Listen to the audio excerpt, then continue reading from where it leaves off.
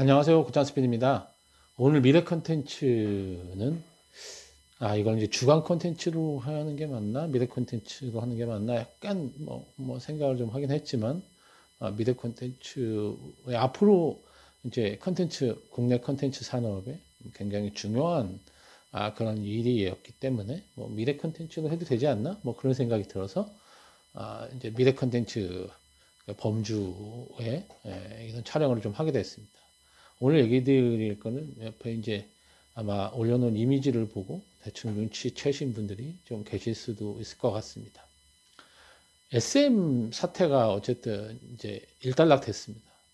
SM 엔터가 이수만이라고 하는 걸출한 스타 메이커, 프로듀서의 손을 떠나서 이제는 카카오의 품에 안기게 됐습니다.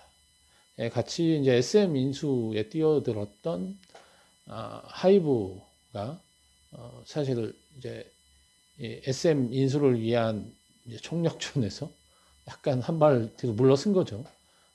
그러면서 이제 카카오가 SM 멘토를 인수하는 걸로 그렇게 이제 정리가 됐습니다. 제가 이제 SM 얘기를 전에 한번 하면서 이게 그 어디로 인수가 되냐 사실 이런 거보다 그 SM 엔터라는 회사가 K-팝이라고 하는 문화를 만들어내는데 굉장한 기여를 한 기업이고 이수만이라는 프로듀서의 그 공로라든지 우리가 이런 걸 인정을 해야 되는 거.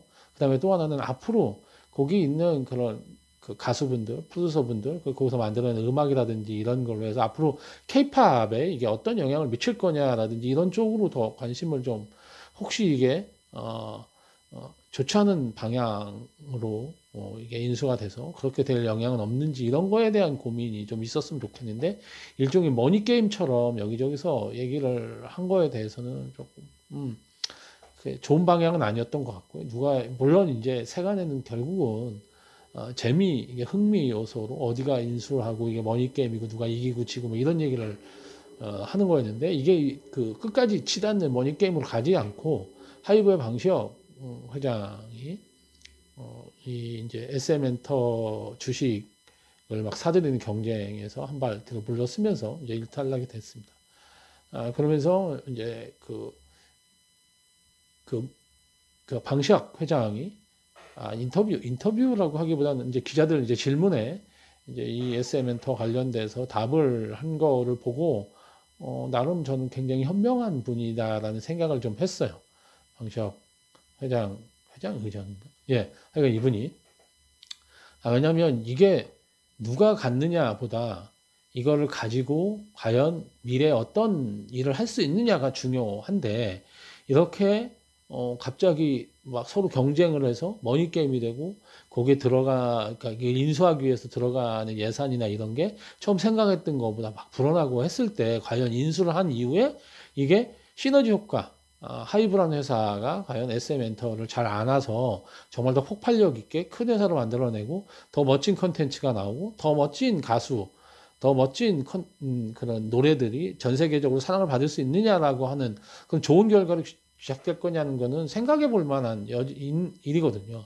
사실 저희는 많은 기업 인수나 이런 이제 사례를 봤을 때 기업 인수를 하고 나서 그 회사가 기울어서 문제가 생긴 경우도 굉장히 승자의 저주라는 표현도 많이 쓰잖아요.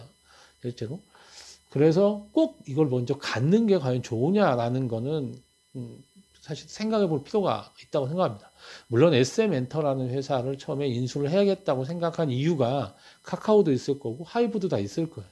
근데 이게 가격이 막 올라가는 상황에서 그거에 갑자기 승부에 이게 그 뭔가 매몰돼 가지고 그때 처음 생각했던 초심을 잃어버리면 안 되니까 그런 면에서 방시혁 회장에서 얘기를 좀 하신 것 같고, 처음에 생각했던 것보다 뭔가 경쟁이 되면서 들어간 예산이라든지 이런 거, 그 다음에 서로 그 안에서 상처받는 사람들이 생겨나게 되고 하는 부분을 고민해 볼 필요가 당연히 있었다라고 생각을 하고요. 그런 다음에, 그러면 과연 이 하이브란 회사가 이번에 발을 한 발 뺀 것처럼 되고 해서 과연 패자가 됐느냐라고 생각을 했을 때 꼭 그렇지만은 않다고 봐요. 이제 그 기자들 질문에 답변하는 것에 대해서 플랫폼 대한 협력이라는 거를 카카오로부터 약속을 받았다라는 걸 굉장히 강조를 했습니다. 그리고 그 구체적인 내용이 뭐냐라는 거에 대해서는 굉장히 조심스럽게 얘기를 안 했는데, 저는 이제 그 예상을 한번 해보려고 하는 거예요. 플랫폼 협력이라는 게 과연 뭘까라고 할 때, 뭐 언뜻 저는 딱 생각났던 게 디어유라고 하는 SM이 가지고 있는 아이돌 커뮤니티 앱이라고 해야 되나요? 예, 이게 생각이 났어요. 사실은 돈을 굉장히 많이 벌고 있습니다.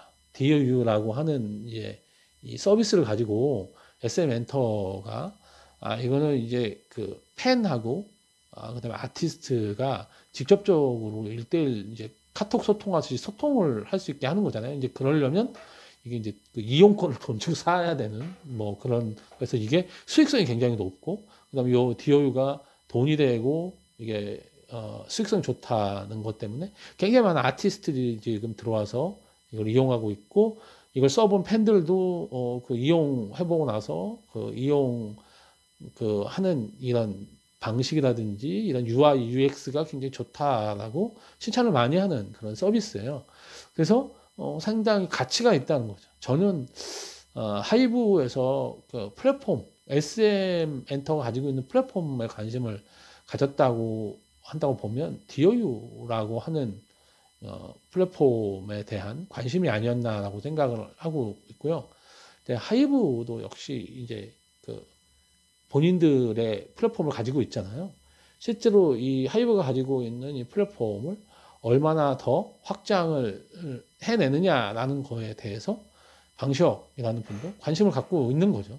그래서 이 단순히 음악이라고 하는 거를 기존 방식대로 만들어서 그냥 하고 이런 게 아니라 자신들이 가지고 있는 플랫폼을 통해서 팬들과 소통을 한다는 생각을 가지고 있고, 더 나아가서 사실 메타버스하고도 연결이 되어 있는 건데 게임에 굉장히 관심을 가지고 그 게임 관련돼 있는 그 인재들도, 그 다음에 회사들 하이브가 지금 모으고 있거든요.